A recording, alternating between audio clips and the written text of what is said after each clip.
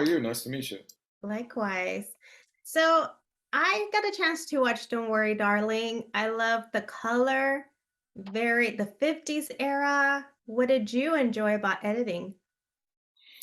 The story. I mean, I enjoy the story, the script, the way Olivia and Kate did the whole thing, and is always to me as an editor is such a gift to get great performance. Like to get a chance to cut a Florence Pugh performance and a Harry and a Chris Pine and Olivia Wilde performance. That to me is I just definitely I love that aspect of it in this film. What was it that you looked forward to the most? Uh, I think, I mean, first and foremost was the story. I really liked the story and the idea behind the story. And then when I talked to Olivia, just the chance to, I really love her first movie and the chance to work with her and what she was presenting. So I mean, yeah, I also like the photography, the production design, everything was super nice. But it was the story and the chance with working with her that kind of the most enticing for me. And which part were you excited to put together? Which part? I liked the party. I thought that was fun. The end of the film, it was fun to put together. The end of like with the chase and the crash and her trying to get out of the place. That was definitely a fun part. I mean, the whole thing was a fun was a very fun experience. It was also like a dream atmosphere, and Yeah, you had a lot to do with that. I hope so.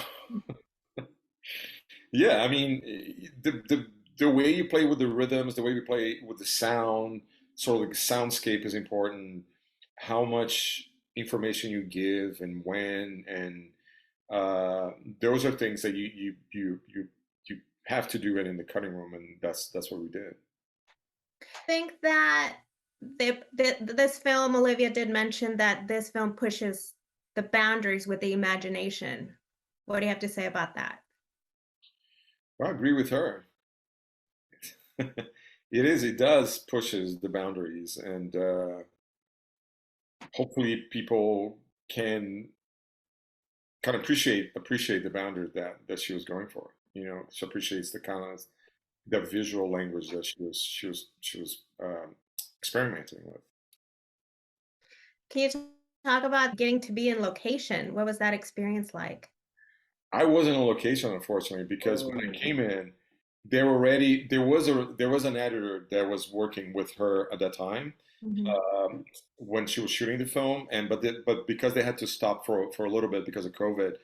By the time they finished shooting, that editor had to move on, so they got another person to cut it, and that person eventually had to move on, and then they got me. So I joined in. They already had done a pass, already shot the whole thing. So unfortunately, I didn't get to experience. Otherwise, that would have been pretty great to be there with them. But so I just experienced kind of in the way you did, just looking at it.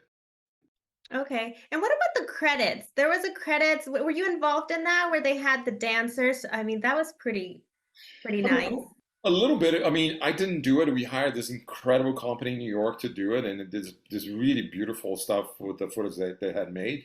But we talked with them, like me, Olivia, the people from the team, the post team, that there was some discussions, but I didn't physically do it because they have that uh, uh, their own style, the way of doing it. But yeah, it was definitely around. It was part of the post world.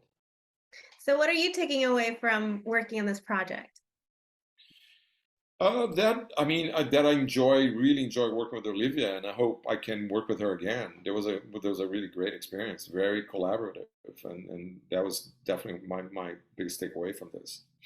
And hopefully get to be in location, right? Next time, yeah, come from the get go, from the beginning, do the whole thing. Great. Yeah, Well, thank you so much for your time, Fonza. Congratulations. thank you I so much. enjoyed the film and Great. everything being put together. So congrats. Thank you. You're welcome. Take care. You too. Thank you.